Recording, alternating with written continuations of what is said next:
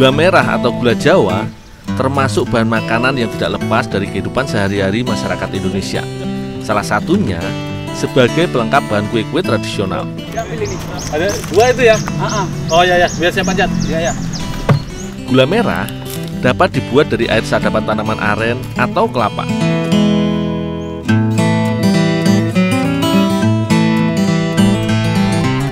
Setiap hari, bunga kelapa bisa disadap. Dalam satu malam, air sadapan setiap batang kelapa bisa mencapai 5 hingga 8 liter.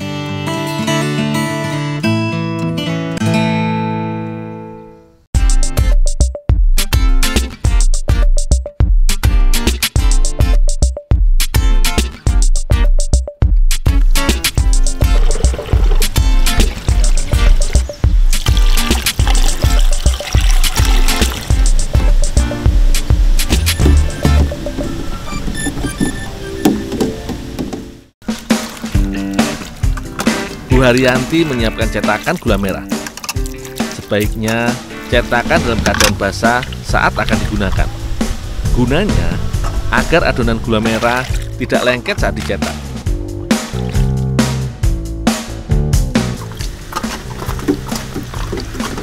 Taruh di belakang Dol, nanti dituang, dibantu angkat di belakang ya. Oh ya Bu, cetakannya sudah siap Bu? Sudah. Oh ya. Mas, nira baru taruh di mana Mas? Ya udah dulu, campur situ aja dulu. Oh iya Mas.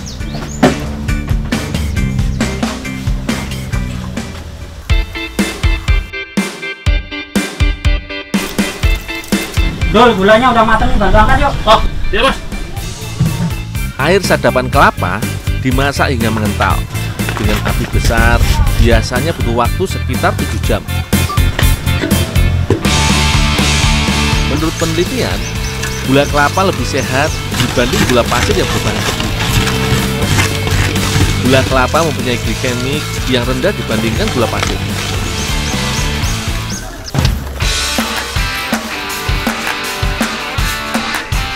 Setelah mengental, adonan gula harus langsung dicetak. Kalau terlalu lama, adonan akan memadat.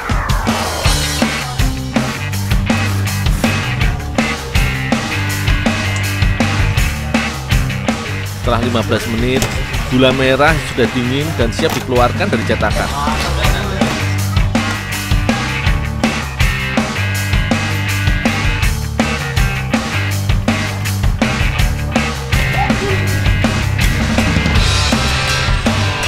Dol, Ya Bu. ini kamu ku kasih gula. Oh ya Bu, ini buat saya Bu. Iya, tadi bantuan dari tua. Ya makasih ya Bu ya. Ya, sama-sama.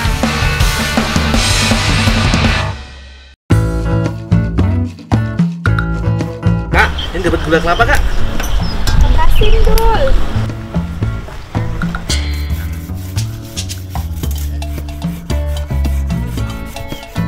Tidak berbeda dengan pembuatan putu lainnya. Putu cangkir juga menggunakan parutan kelapa. Sebaiknya memilih kelapa yang segar, tidak boleh terlalu tua ataupun terlalu muda. Ini bisa mempengaruhi rasa putu cangkir.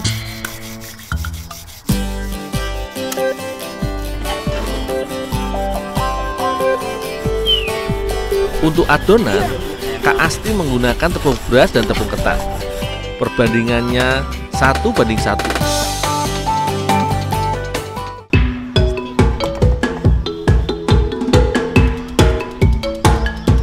Selanjutnya, parutan kelapa ditambahkan dalam adonan.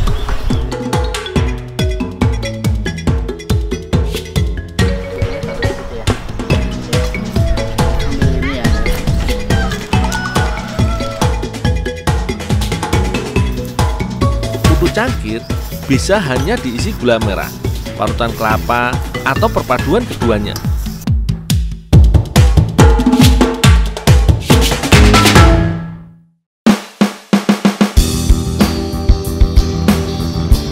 Kue putu cangkir masih bertahan di antara bermunculannya kue-kue modern.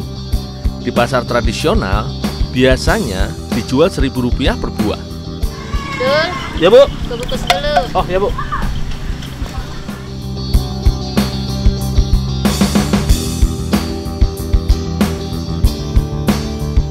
Putu cangkir dimatangkan dengan cara diuap selama beberapa menit. Sekilas mudah, tapi jika tidak terbiasa, putu cangkir bisa hancur teksturnya.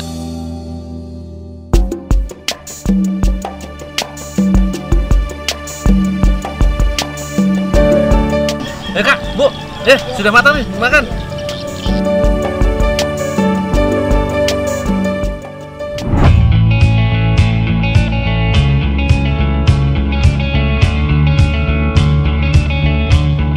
Sebagai negara maritim, Indonesia memiliki hasil laut yang luar biasa. Di Waituo, Kabupaten Pindrang, Sulawesi Selatan, hasil laut yang jadi primadona adalah udang windu. Budidaya jenis ini relatif lebih sulit dibandingkan udang jenis lainnya.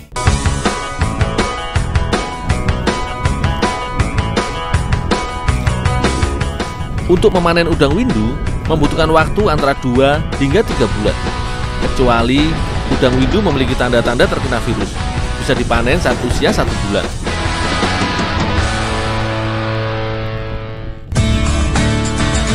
Harga yang dibanderol untuk udang windu cukup mahal.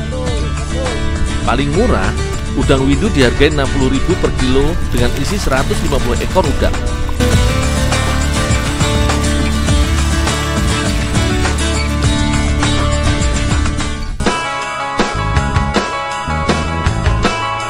Di Indonesia, hanya ada 2 wilayah penghasil udang windu terbesar, yaitu di Pindrang, Sulawesi Selatan, dan Situbondo, Jawa Timur.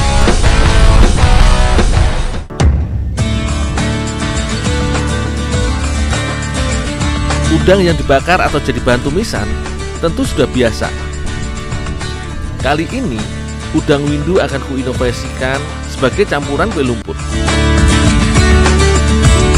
Saat merebus udang, aku tambahkan sedikit garam agar rasanya lebih gurih.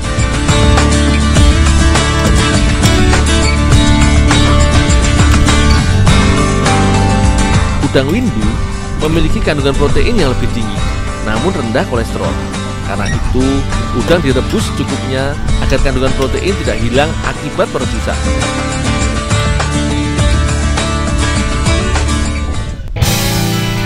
Sementara itu, Ibu Mulyawati menyiapkan kentang yang menjadi bahan utama pembuatan kue lumpur. Kentang rebus harus dihaluskan untuk membuat tekstur kue lumpur lembut.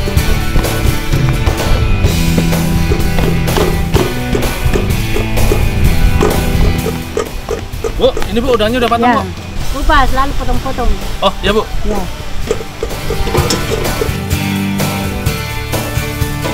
Kulit udang windu kubuang karena hanya bagian dagingnya yang diolah menjadi kue lumpur. Udang asli Indonesia ini memiliki keunggulan dari ukurannya yang besar dan juga rasanya yang manis.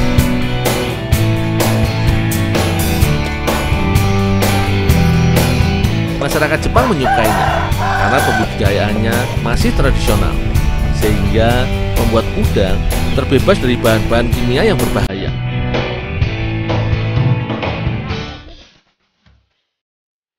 Kak April menyiapkan tepung terigu untuk adonan kue lumpur.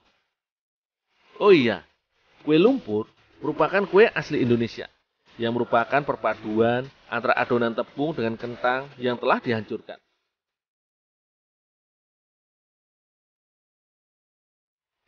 Hingga kini, kue ini masih eksis di pasar tradisional maupun di hari-hari raya.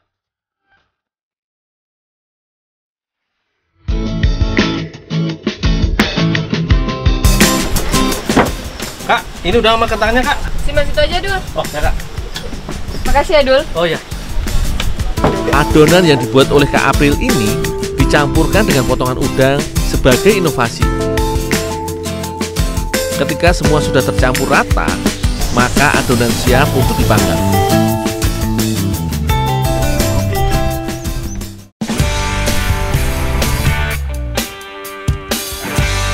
Sebelum memanggang adonan, jangan lupa untuk mengolesi permukaan cetakan dengan minyak agar tidak lengket.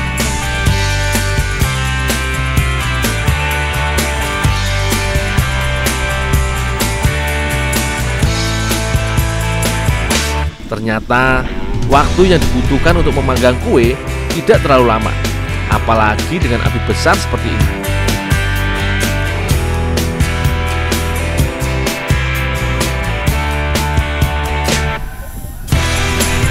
Cukup 10 menit saja, maka kue sudah siap dinikmati.